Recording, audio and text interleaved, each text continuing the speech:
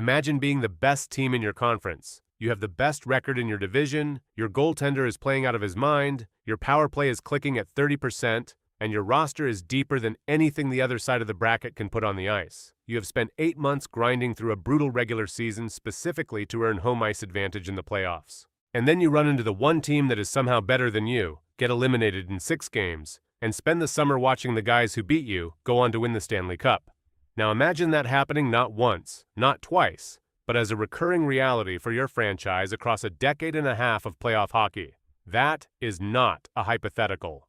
That is the lived experience of being a good team in the wrong conference. That is what it meant to compete in the Western Conference of the National Hockey League during the greatest sustained stretch of hockey dominance any professional sports conference has ever produced. Welcome to the most brutal, most unforgiving, most talent-dense postseason environment in the history of North American professional sports. If you are new here, this channel exists for one reason: to tell you the stories about hockey that nobody else is bothering to tell. The scandals that got buried, the franchises that collapsed in slow motion while the league looked the other way, the moments that changed the sport forever and never got the coverage they deserved. If that sounds like something you want more of, hit subscribe and turn on notifications so you never miss what we put out next. Now let's get into it. To understand what made the Western Conference so historically savage, you have to start in Edmonton. You have to start in the early 1980s when a skinny kid from Brantford, Ontario, arrived in Alberta and proceeded to dismantle every offensive record the sport had ever produced, while building one of the most complete hockey teams anyone had ever assembled. Wayne Gretzky was the face of the Edmonton Oilers dynasty, but the machine that made that dynasty run went far deeper than one player. Mark Messier brought the physical menace and leadership that turned talent into toughness. Jari Kurri gave Gretzky a shooting option that opposing defensemen could not account for because they were too busy worrying about number 99. Glenn Anderson was one of the most dangerous postseason performers of his generation, and surrounding all of them was a defense and a goaltending situation that, while never celebrated the way the offense was, proved durable enough to win when it mattered. The result was 5 Stanley Cups in 7 years: 1984, 1985, 1987, 1988, and 1990. 5 championships in a 7-year window is a number that demands context, because context is the only thing that makes it feel real. During each of those seasons, the team coming out of the Western Conference was considered the automatic favorite in the Stanley Cup final. The East was irrelevant, not because the East was terrible, but because Edmonton was so dominant that whatever team emerged from the other side of the bracket felt like a formality before the real competition started. That is the standard the Western Conference set right out of the gate, a dynasty so complete that the rest of the sport spent nearly a decade as spectators. When the Oilers era ended, something important happened that separated the Western Conference from every other conference in professional sports history. It did not get weaker, it reorganized. It shifted power without surrendering dominance.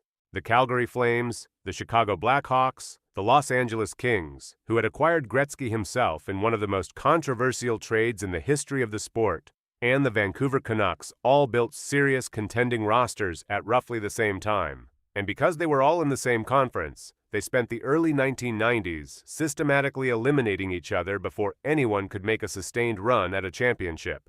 The internal competition was so intense that elite teams were dying in the first and second rounds against other elite teams. This is a pattern that would define the conference for the next 3 decades.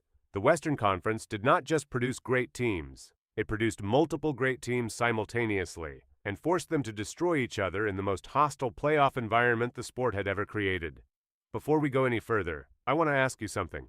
If you have been following this story for years, and you know exactly what it felt like to watch this happen in real time, drop a comment below right now.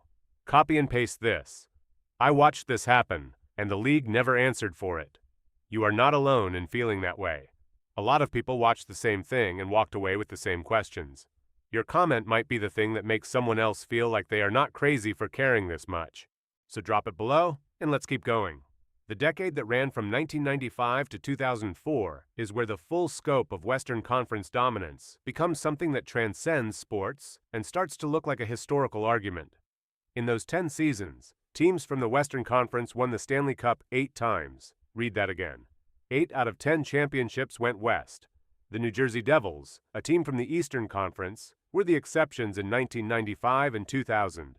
Everyone else who lifted the cup in that window came from the brutal, relentless, playoff-tested West. The Colorado Avalanche won in 1996 and 2001. The Detroit Red Wings won in 1997, 1998, and 2002. The Dallas Stars won in 1999. That is the entire story of that decade, told in 5 sentences, and it is staggering. But the numbers alone do not capture the reality of what was happening inside the conference, because the numbers show you the results, and the results obscure the carnage that produced them.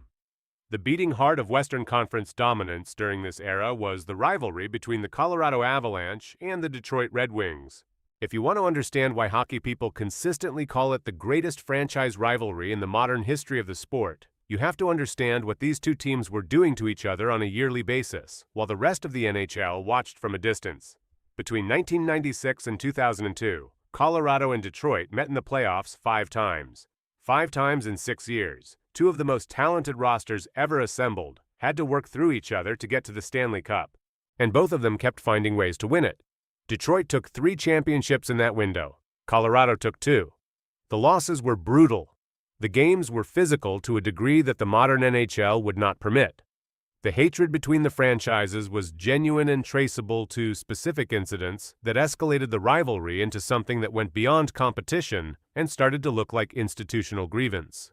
And while all of this was happening, the collateral damage to every other team in the conference was enormous. Consider what Detroit built during this period. In the 1995-96 season, the Red Wings posted 62 wins in the regular season, a number that was at the time the highest single-season win total in the history of the National Hockey League. 62 wins. That roster was loaded in ways that made opposing coaches lose sleep preparing for them. And in the conference final that spring, Colorado walked in and eliminated them.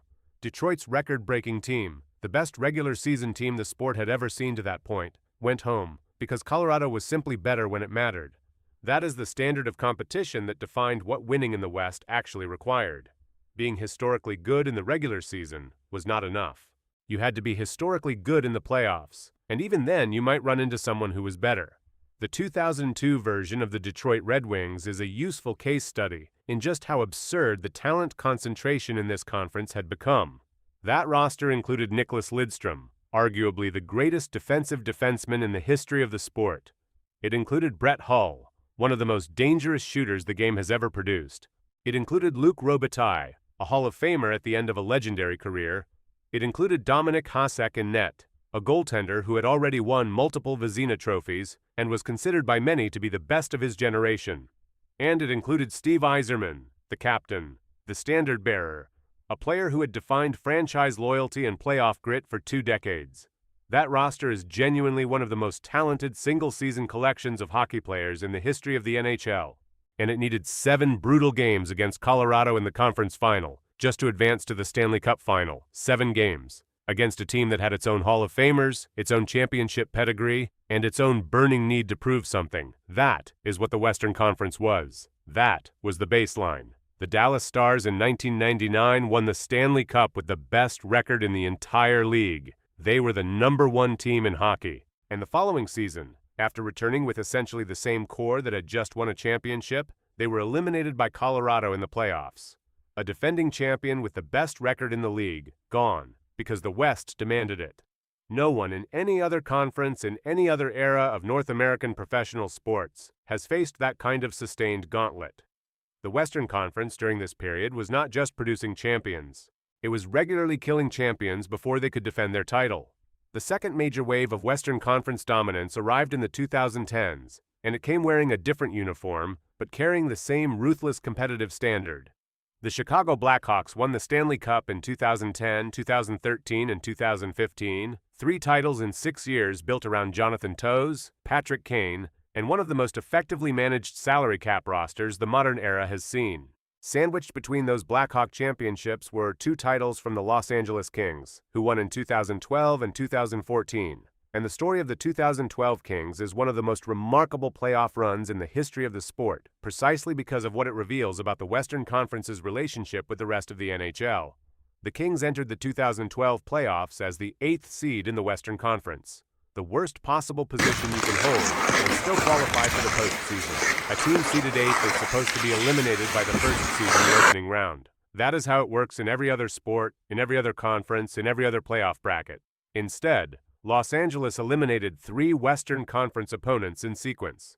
3 teams that had spent the entire regular season establishing themselves as legitimate contenders in the most competitive conference in hockey. And then the Kings went to the Stanley Cup Final and won it in 6 games against the New Jersey Devils, a team from the Eastern Conference that had no idea what it was walking into.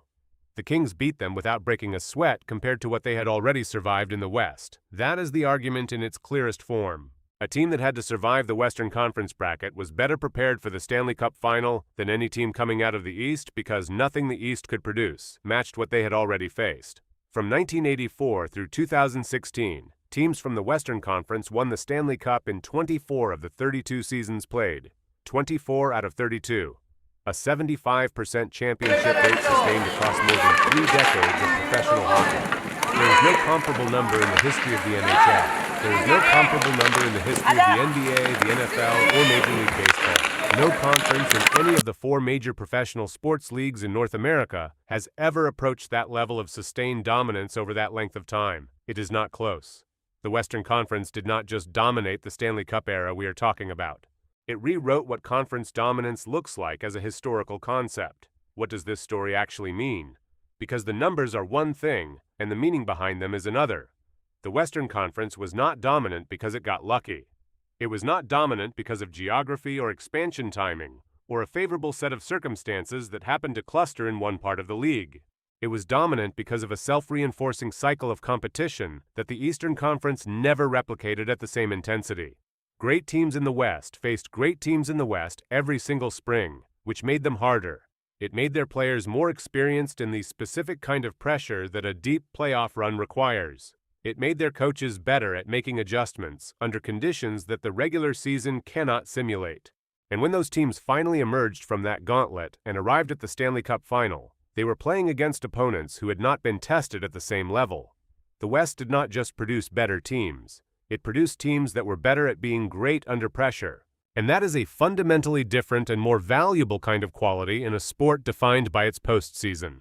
The franchises that suffered most in this era are worth acknowledging because their suffering is part of the argument. The teams that were consistently good enough to compete in the Western Conference but not quite good enough to win it spent years watching their best players age out of their primes without a championship to show for it. They built real rosters. They had real talent. And they ran into Colorado or Detroit or Chicago or Los Angeles and went home. That is a specific kind of pain that fans in the East rarely experienced at the same frequency because the competition they faced on the way to the final was never as consistently brutal. The Western Conference did not just produce champions.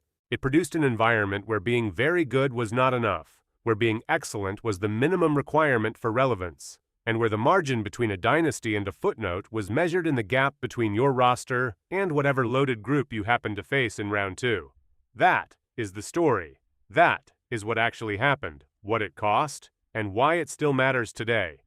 If this is the kind of content you want to see more of, subscribe to Cold Hard Hockey. We are just getting started, and there are stories coming that are going to make this one look like a warm-up. Hit the bell so you know the moment we drop something new. Thank you for watching, and we will see you in the next one.